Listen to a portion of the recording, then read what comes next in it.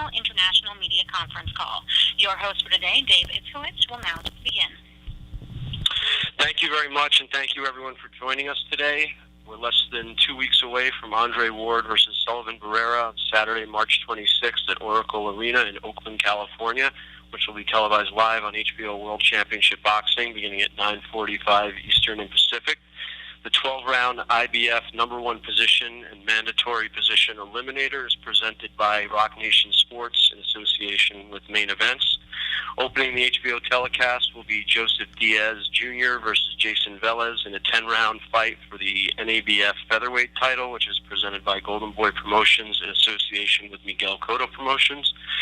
Our event is sponsored by Corona Extra, Ticketmaster, Corporate Travel Management Solutions, Glad, Lyft, Zappos, Body Armor, Sand Nutrition, Shoe Palace, the Waterfront Hotel, and Visit Oakland.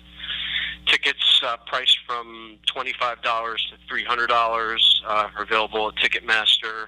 They're going fast. We urge everyone to get out there and get your tickets as soon as possible. Before we begin, I'd like to acknowledge and thank several people who were instrumental in getting this fight made. Andre's manager, James Prince, and attorney Josh Dubin, Main Event CEO Kathy Duva, Executive Vice President of HBO Sports Peter Nelson, as well as Ryan Northcott and the entire team at Oracle Arena. Two of the top light heavyweights on the planet will collide on March 26th. They have a combined record of 45-0 with 27 knockouts. Neither has tasted defeat as a professional. While each man has a formidable opponent in front of him, they both have their eyes on unified light heavyweight world champion Sergey Kovalev and his 3 belts, and only one will move on to meet him. Before we get to Andre for his opening statements and questions, I just want to say that unfortunately Virgil Hunter is not going to be joining us on the call. He had a last-minute conflict arise. But if he were on the call, I'm sure he would tell everyone the camp is going great, and Andre's right on schedule, and we'll be ready to execute the game plan on March 26th. The next gentleman I'm going to introduce really doesn't need much of an introduction. He was a 2004 Olympic gold medalist, the last U.S. boxer to bring home a gold. He destroyed the super middleweight division with wins over Carl Froch, Mikkel Kessler, Arthur Abraham, and Saki Obika. He dominated and knocked out former light heavyweight world champion Chad Dawson in their 2012 showdown. In his last fight, he dominated former 2-time world challenger Paul Smith on June 20th at Oracle Arena. On March 26th, he makes his move up to light heavyweight with designs on doing what he did at super middleweight, cleaning out and dominating everyone that stands in his way. It's my pleasure to introduce one of the best pound-for-pound fighters on the planet, the future of the light heavyweight division, with a record of 28-0 and 15 KOs, a man who has an unblemished record dating back to the age of 12, from Oakland, California, with a Andre Ward. Andre? Thanks, David. Excited to be on the call as usual. Excited that the fight is a little under 2 weeks away. We had a really good camp, and I'm just, excited to answer any questions. All right, thanks a lot. I want to also thank everybody else associated with the events, my team, obviously HBO, and everybody on the other side, Barrera's side as well. All right, thank you, Andre. I guess we can turn the call over to questions now for Andre. Ladies and gentlemen, at this time, if you would like to ask a question, please press star 1. Once again, if you would like to ask a question, please press star 1. One moment, please. Our first question comes from Eddie Goldman with No Holds Barred. Please go ahead.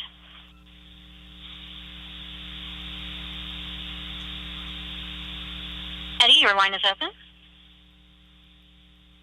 Okay. Sorry, can you hear me now? Hi, Andre. How you doing today? How are you, Eddie? Good. Sorry, I had to fix the phone.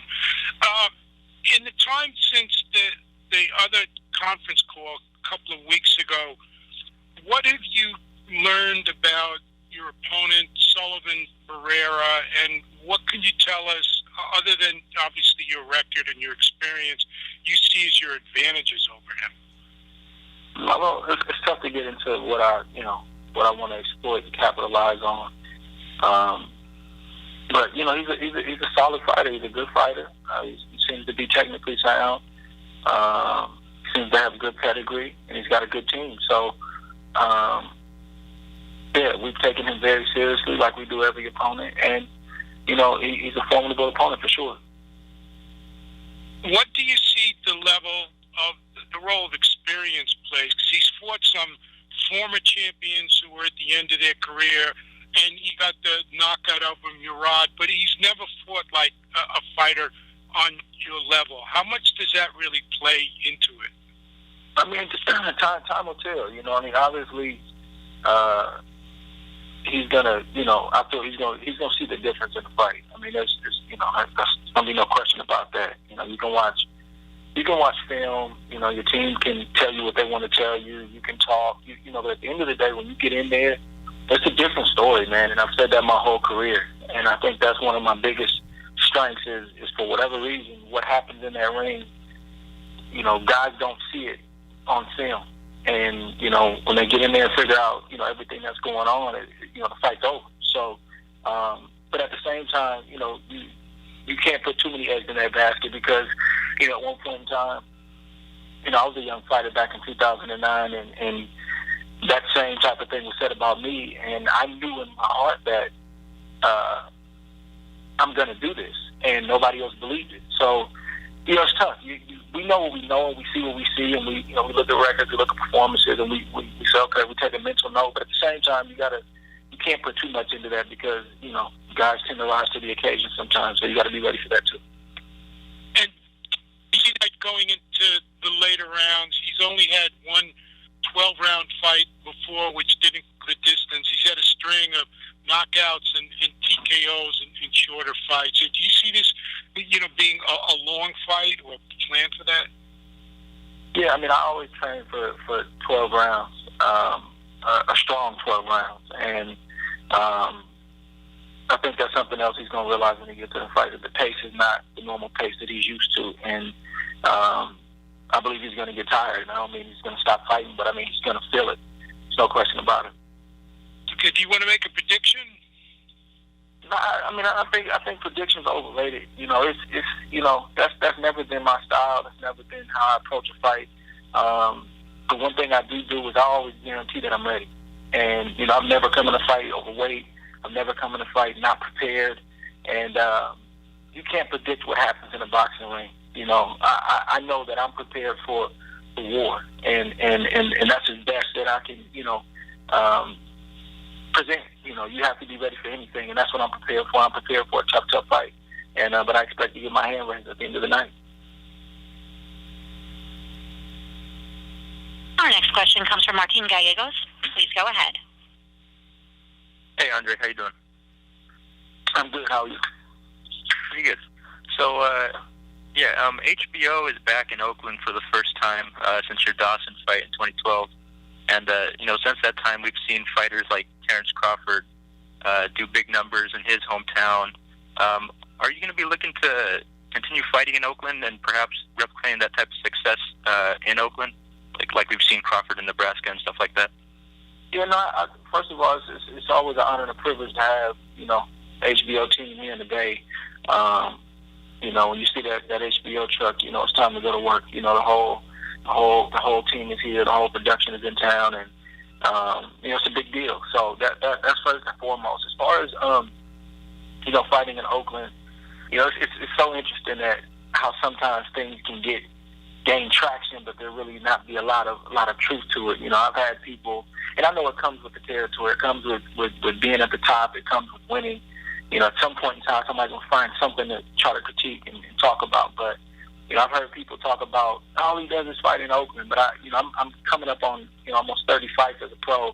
And I think this may be my 8th time, fighting in Oakland. So it's a huge disparity versus the amount of times I have fought here versus when I haven't. But we take it a fight at a time. What I mean by that is, we don't, just predict that, okay, the next 5 fights are going to be here. We look at the fight. We look at the opponent. We look at everything, and the team makes a decision. So, anytime I'm afforded that opportunity knowing what I've come from and knowing what, these type of moments do for the city and the Bay Area as a whole, I'm going to jump all over it, and I'm always excited about it. And, I train and prepare for every fight, but there's something special about fighting at home. Okay. And I think just to get into the fight a little bit, obviously, you have a tough matchup with Barrera coming up. With this being your first fight at 175, do you see any, a lot of people are wanting to see you fight, obviously Sergey Kovalev later in the year. Do you see, from the time that you've seen Kovalev fight in the past, any similarities between the two? Not really. I don't think they're similar at all. Between Barrera and Kovalev? Yeah. No, I don't really see many similarities. Okay. Different body types, different styles, just different altogether. Okay.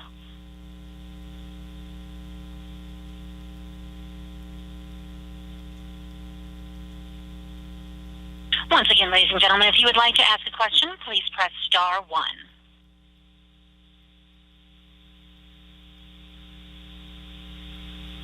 Our next question comes from Gail Falkenthal with Communities Digital News. Please go ahead. Thank you very much. Andre, following up that last question, what differences do you feel at this new weight division? How would you describe those? Oh, I get to eat more. That's number one. You definitely feel stronger. When you don't have to strip extra pounds off. You definitely feel stronger. That's just, it's kind of a no-brainer. But I still feel like I have my speed. I still feel like, I have all the things that made me who I was at super middleweight, but I also feel a lot stronger at 175. And, to be honest, I'm a lot happier, because I didn't have to kill myself, per se, to make weight. But making 168 is not an easy thing to do. That last week is always difficult. And I think any fighter, even if they, really struggle to make weight, or if they just have to cut a few pounds, it's just not really, a normal thing to do, is to deplete your body in the gym and on the road and, train hard, but then not be able to put back what you're supposed to put back. So just definitely happier. I feel very strong. I feel like I still maintained all the things that made me go with 68. And changing gears a little bit, there's been a lot of discussion about professional boxers competing in the Olympic Games. You are the last American man to win a gold medal for the U.S., so I'd love to know what you think about that and whether or not you'd be tempted to go for 2. Yeah, I read that, and it's pretty interesting. I think right now, it's just about maybe getting more information about how something like that will work. But it definitely has sparked my interest and got my attention. And would you rule it out? Would you consider it?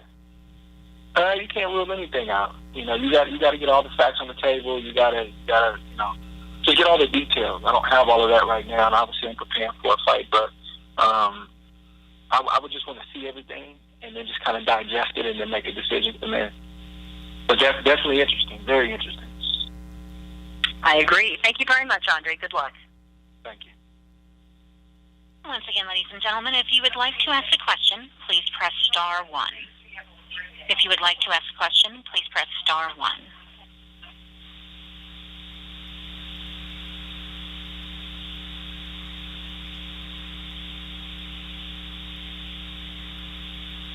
We have no further questions at this time.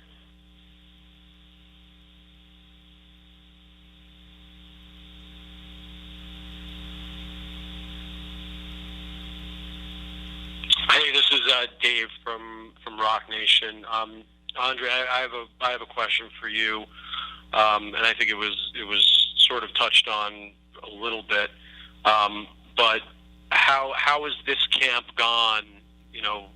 Differently from the other camps that you've had, based on now being higher in weight? For the most part, everything is the same. Same mentality, same work ethic. I think from a preparation standpoint, you add certain things in that you otherwise couldn't add in, at a lower weight. it's not really about, adding any more armor and any more muscle, but, you're just able to implement other training strategies to prepare for the heavier weight, more explosion work, a little bit more strength work. And, I definitely think that the fans will see the results of all of this 2 weeks from now, come March 26th, or a little less than 2 weeks from now.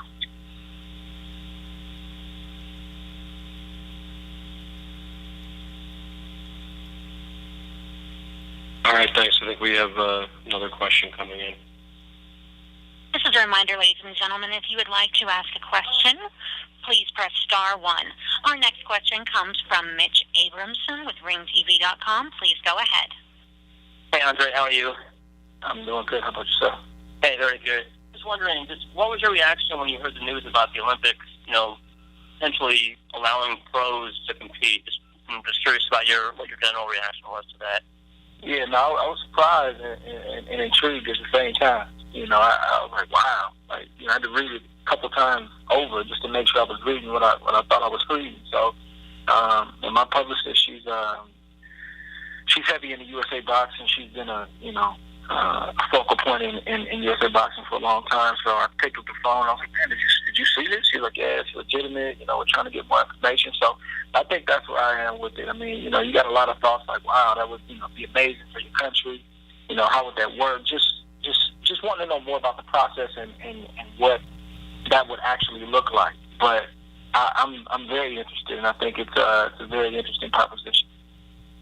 Do you think that a lot of other professional fighters will take the plunge and actually compete in the Olympics? It's tricky. I think it just depends on the individual, because there's an argument for doing it and there's an argument for not doing it. I mean, I've heard a quote, I read a quote rather, that Manny Pacquiao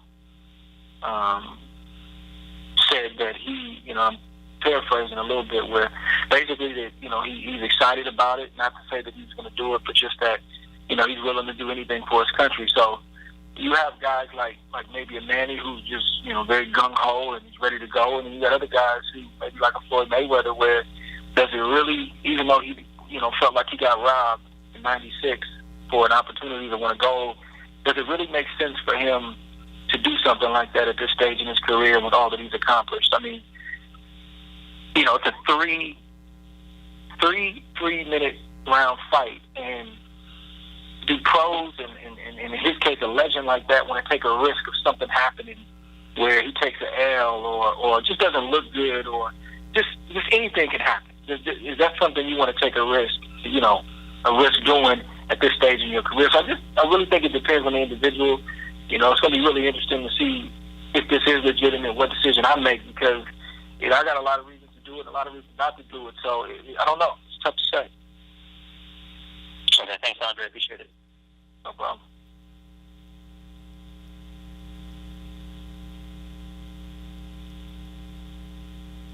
Once again, ladies and gentlemen, if you would like to ask any final questions, please press star 1.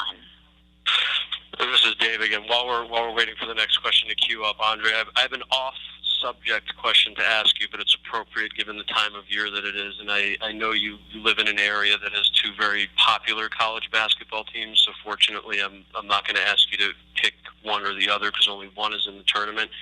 Do you have any thoughts on the NCAA tournament and who's going to win? Oh, my goodness. I'm the wrong guy to ask. I get people asking me all the time to build brackets, and I cheat. I cheat. When it gets to the last 8, the Final 4, that's when I tune in and I start watching. But the excitement around, the NCAA is just amazing. And, it's worldwide. So I think it's a good thing. And to see these athletes compete, at this level, at that age, with that kind of pressure on them is amazing to watch. Thank you. Our next question comes from Keith Idek with The Record. Please go ahead. Hey, Andre, how you doing? I'm doing good, thank you. Great. I was just wondering if you've given more thought to, if everything goes well on March 26th, would you like to get another fight in before you fight Kovalev, or is that something you haven't decided yet? Yeah, I think that I've left that in the hands of my manager and my promoters. I think that's the plan. I've really just been, I've been entrenched in this fight and haven't even talked anything past this fight because, the reality is without this fight and without a victory in this fight, there is no fight two, there is no Kovalev. So, with situations like this, I really got to kind of put my blinders on and really silence, any other distraction and really just focus on this because that is the reality of the situation. So do you feel kind of it depends on how you feel after this fight, and then you'll decide from there, basically, or? Well, again, I'm the type of person that, but like I said, I literally put my blinders on and I don't deal with it, and after the fight, it's something that I can, sit down with the team about it, and I believe they'll get something worked out that everybody's happy with. Okay, great. Thank you, Andre. Thank you.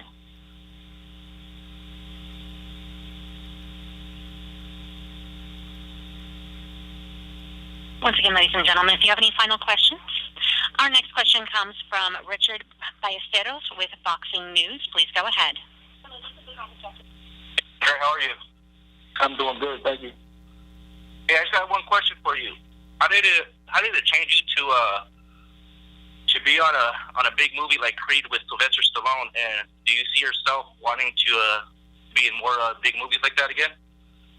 No, absolutely. I've communicated that to my team, and I hope I get some other opportunities because even more so than just the exposure and the opportunity, like the process was really, really, really fun. The process was really fun. I mean, and it's work. I mean, I couldn't believe it. The scenes that everybody saw in the movie, I think that was either 3 or 4 12-hour days that I shot in Philadelphia. I mean, 12-hour days straight. You get small breaks when they're trying to set up new scenes or go over certain things, but you're not really, breaking for an extended period of time. And I'm going back to my hotel room, ice in my shoulder, taking Epsom salts. I'm like, man, this is crazy. Like, this is a movie, but it's work.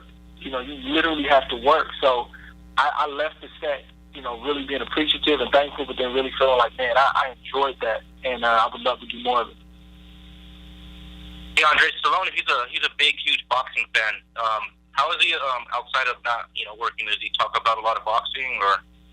He's a regular dude from what I can tell. He's a regular guy, and I mean, I've talked to him like we knew each other for years, and which was, strange to me because in situations like that, if I don't really know a person, I tread light. I'm not a guy that's gonna be like, hey, Sylvester Stallone. Like, I just fall back, and just kind of, play my role. And if he speaks, I'll speak, or maybe I'll wave. But he came up and like, hey, Andre, how you doing? And we just talked. We sat there and talked, and on the red carpet, we talked for a long period of time. I talked to his brother. I mean, it's just, he seems to be an amazing man, and his story as his career and his life has been, he seems to be just a regular person, which is really cool to see. Okay, thank you for your time, Andre, and good luck to you. Thank you. Once again, ladies and gentlemen, if you have any final questions, please press star 1.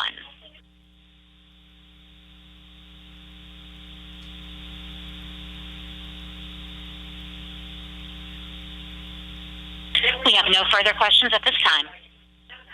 All right, Andre, you want to give any closing thoughts before you sign off? Yeah, no, it's March 26th. It's around the corner. Everything that I've done as a super middleweight, that book is closed. Same hunger that I had in 2009, where I was, unaccomplished. And I had my opportunity against Mikael Kessler. That's the same drive that I have right now, years later. It's the same mindset that I have. So I'm just thankful for the opportunity. I'm excited to showcase March 26th. Don't miss it. Thanks a lot, Andre. We'll see you next week. All right, David. Thank you.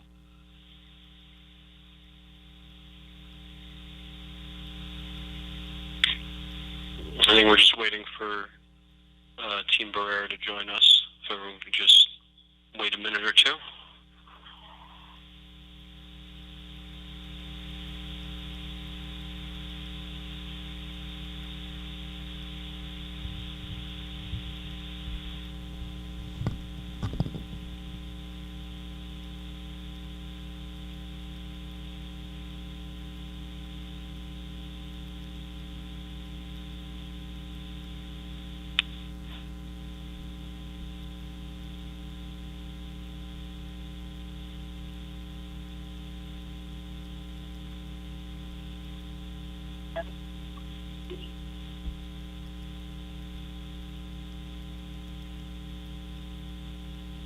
All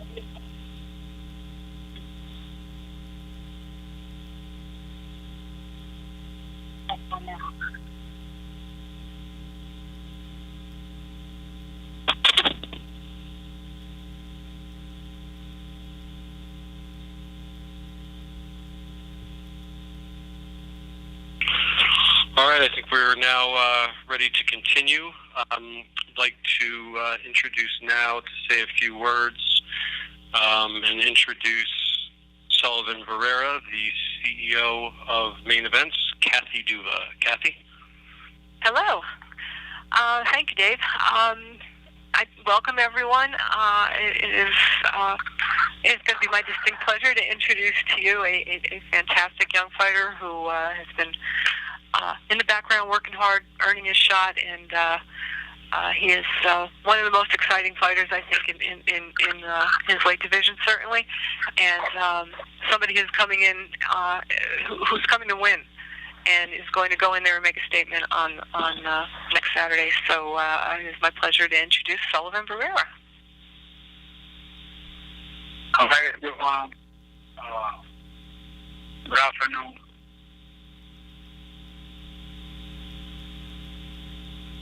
Sullivan, do you want to say anything?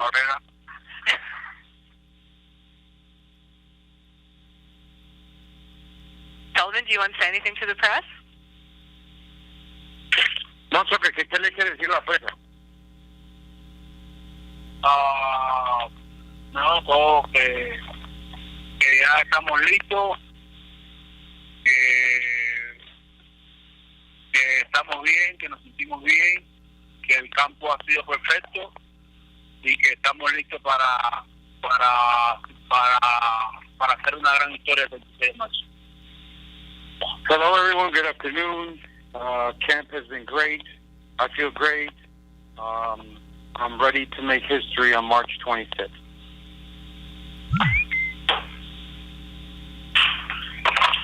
Also, Luis Molina is on the phone with us, and Abel Sanchez.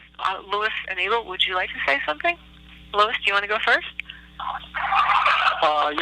Kathy, thank you. I appreciate the opportunity that was presented to Sullivan to fight Andre Ward on the 26th.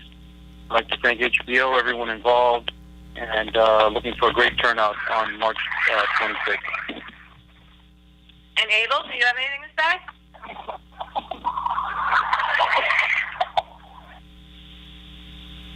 Is Abel there?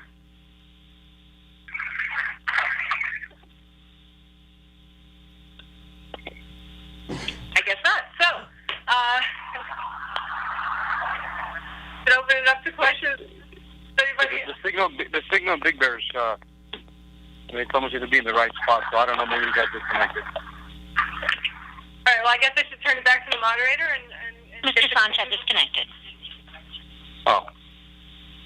What happened? It said that Mr. Sanchez is connected again. Oh, Abel, are you there? Would you like to say anything? I am here. Would you like to talk about this fight? Oh, absolutely. Is this Kathy?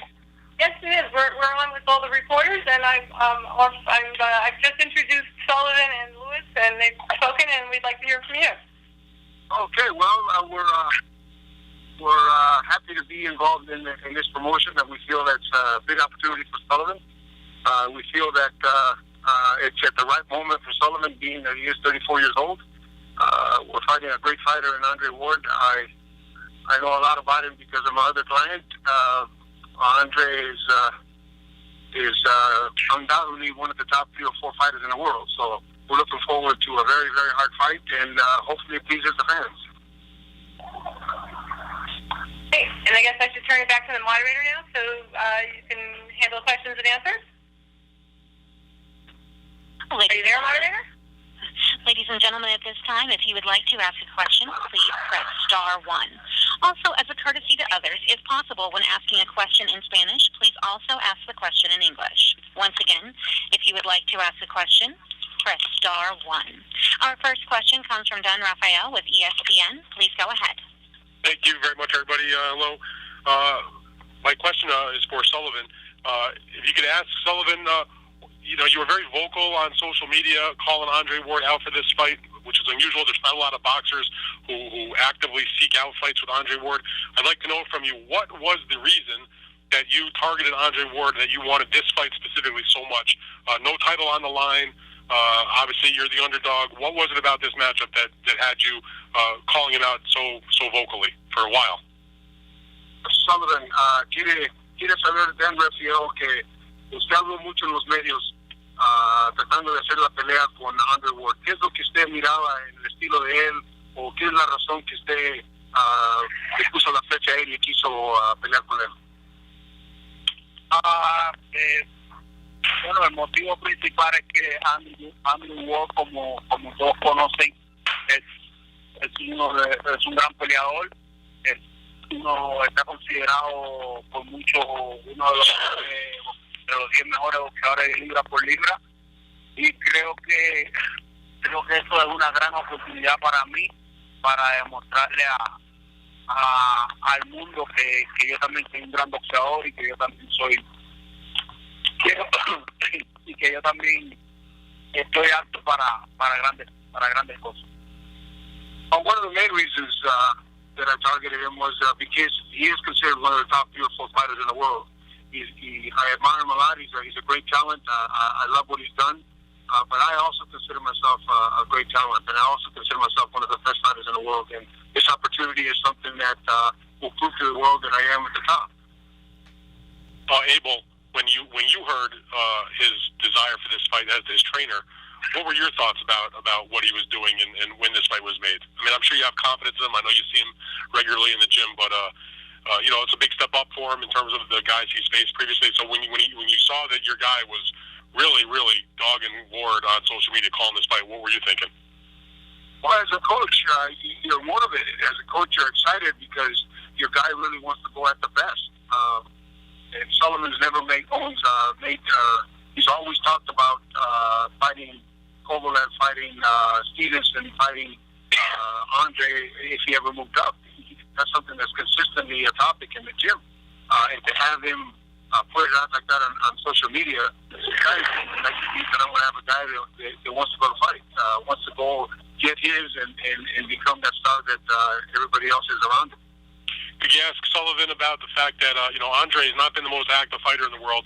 He's moving up in weight. Does he feel like it's sort of the sweet spot of where he can get him? A guy that's, I know he had the Paul Smith fight, but that was a while ago already, and then didn't really do a whole lot for him. But that what it means to him that he's getting him in this right spot, I think, possibly moving up in weight and the level of inactivity, they're sort of right there to maybe catch him off guard a little bit, possibly. Sullivan, ¿usted pensaba que una de las razones que lo quería ahorita es porque está inactivo, porque no los peleadores con quien ha peleado no son muy buenos? ¿Usted piensa que se lo están poniendo enfrente al momento perfecto para Sullivan Barrera? Sí, creo que es el momento perfecto para una pelea con Andre Ward. Él está, como bien están diciendo, él está subiendo de peso, de división. Yo estoy rankeado entre los primeros en el número 1 del IBF y en diferentes asociaciones. Yo creo que si Andre Ward está subiendo de peso, no tenía mejor oportunidad o no tenía mejor oponente que Sullivan Barrera, que es el número 1. Yes, I think that I'm getting him at the right moment, not only because he's moving up. He didn't say nothing about the inactivity, by the way, Dan, but he is moving up. And I am rated number 1 in the IBF as the light heavyweight for Kovalev. So it's a perfect fight for me to prepare for the future 175 pounders in the elite level. Right, I just have one more question for Sullivan. Andre has been a consummate boxer. Maybe not the most power, but he's had some knockouts here and there.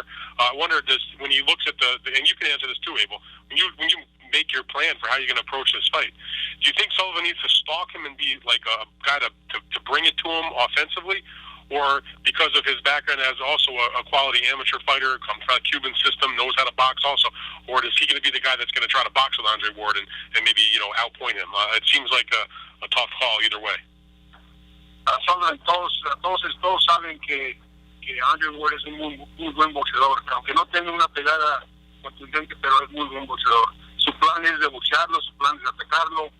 Él reconoce el que le está preguntando la pregunta, que también tiene esa historia también cubana, de ese estilo cubano, que es muy buen boxeador también. Pero ¿qué es su plan para esa noche contra Andre Ward? Bueno, no quiero decir el plan, porque es algo, tú sabes, que no quiero comentar, pero pues, voy a atacar si tengo que atacar, voy a mover las piernas si tengo que mover las piernas, y creo que tenemos un plan, pero todo se va a tornar según cómo transcurra la pelea.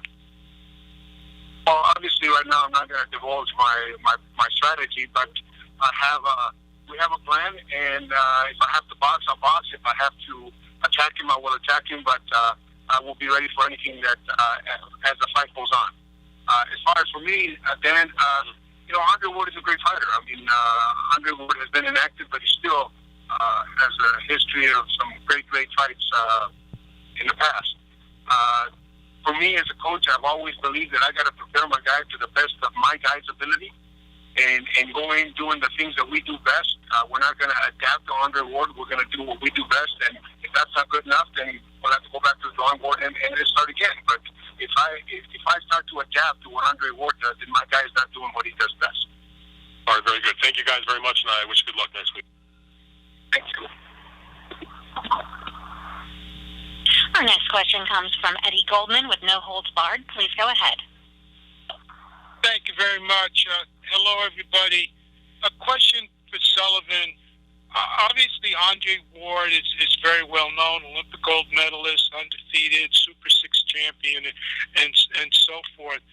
You're coming into this fight also undefeated, but not as well known a fighter to the TV audiences. Could you explain why you think you're going to be able to win this fight and be the first person to defeat Andre Ward, since he was basically a kid? Obviamente toda la gente reconoce a Andre Ward como un gran boxeador. Ganó la medalla de oro, ganó el Super 6, está invicto. También usted está invicto. ¿Qué es lo que usted piensa? ¿Qué es la manera que usted piensa y por qué piensa usted que le va a poder ganar y ser el primero que le gana contra Andre Ward?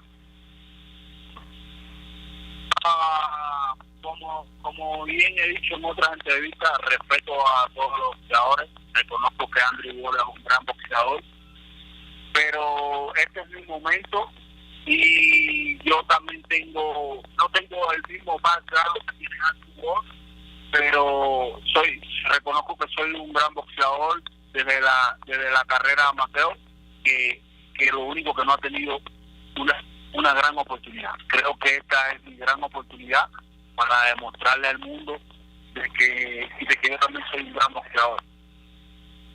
I, like everybody else, recognize that Andre is a great boxer, but I too am a great boxer, I believe. The only thing that's missing in my resume is that I haven't had the opportunity. I think this is the opportunity for me to prove that I am just as good. And a question for Abel Sanchez. Abel, Andre has described his own style in the past as being a chameleon. In other words, he can be a boxer, he can get into a slugfest, he can be a boxer puncher, and he's proven that in the ring. Since Sullivan's gotten a lot of knockouts and TKOs recently, how do you prepare, and what kind of Andre Ward do you think is going to show up for this fight? Well, the Andre Ward that we've watched in the past, we haven't seen lately. But the best that I can do is prepare Sullivan to take what's given to him, to take what's in front of him. Sullivan has a style that is from part of the Cuban school and part of my school. The attacking style that he has now and the knockout that he has now is some of the stuff that we practice in the gym. It's just a matter of going at Andre and taking what he gives us, but not letting Andre breathe. And I think it'll make for a great fight because Andre, I think, has to prove, in my opinion anyway, has to prove that he belongs at 175. If He's fighting a full-fledged 175-pounder that's very athletic, that has a long history of Cuban background, and has had a great history with me. So if Andre can handle that, more power to him, and he'll come out victorious. We don't think he can. We think that we'll be too good for him at this moment in Andre's career. So that remains to be seen, I guess, on the 26th. And if this fight goes long, Sullivan's never fought 12 rounds before. How is he prepared physically and mentally for those 9th, 10th, 11th, 12th rounds, if it goes that long? You know, our coaches that have that level of fighters, we always train for 14, 15 rounds. We never train for 12. It's just a matter of making sure that we convince him and we take care of him in the corner so that he can continue to perform at the level that he does at the beginning of the fight. You're right; he has never been that distant, but there's always a first time. We'll see how he reacts. It's up to us to keep him calm. Okay, thank you. Good luck to everybody, and I'm looking forward to watching the fight. Thank you very much. Our next question comes from Gail Falkenthal with Communities Digital News. Please go ahead. Hi, Abel. You just mentioned merging your style with the Cuban style of boxing and working with Sullivan. I'd like to know a little more about how you go about doing that. How do you merge a style of boxer that is a little different than your approach and get the best of both working for you? First, you have to have a willing fighter. There's a lot of Cuban fighters that just will not refuse to change. On my end with Sullivan was willing to do anything that I asked him to do. So by having Golovkin in the gym, that just shows him that we can change, we can combine styles and make them better. I wasn't trying to change his Cuban style. What I was trying to do is just make him a little more aggressive, make him sit down on his punches a little bit more, have better balance, a little better positioning and technique with his legs. But we haven't really changed it. We've added to it. And by adding the two styles together, I think that it just gives him more opportunities to do what he has to do. Now, I'm not going to ask you to name names, but have you ever had a Cuban fighter come to you and want to work with you that you had to turn down for the reasons you just described? Actually, no. I had Mikey Perez for a little while, and he went off somewhere else, but I've never had anybody decline because whether it's Cuban, Mexican, or whatever, if they're not willing to work to what I do in the gym, there's no sense in me having them. So right off the bat, I would have had, we would have separated. There was no way that I would have worked with somebody that didn't want to cooperate. So the question is, have you ever had to turn someone down for that reason? No. No name. Don't need any names. No Cubans, no. I've turned other fighters down, but no Cubans. Very good. Good luck, Abel, and good luck to Sullivan as well. Thank you very much. Once again, ladies and gentlemen, if you would like to ask a question, please press star 1. And as a reminder, as courtesy to others, if possible, when asking a question in Spanish, please also ask the question again in English.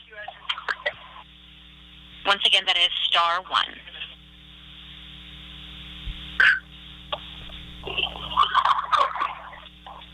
We have no further questions at this time.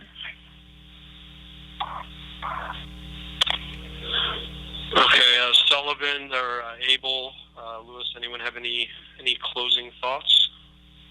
Sullivan, usted ya no hay preguntas. ¿Tiene algo que puede decir? ¿Cómo?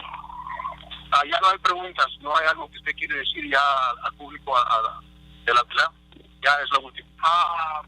Sí, decirle, darle las gracias, muy agradecido con mi team, con HBO, con todo lo que han hecho posible esta pelea con Andy Ward, que quiero darle las gracias por eso y nada, a los fans, a todos los televidentes que el 26 de marzo van a ver una gran pelea.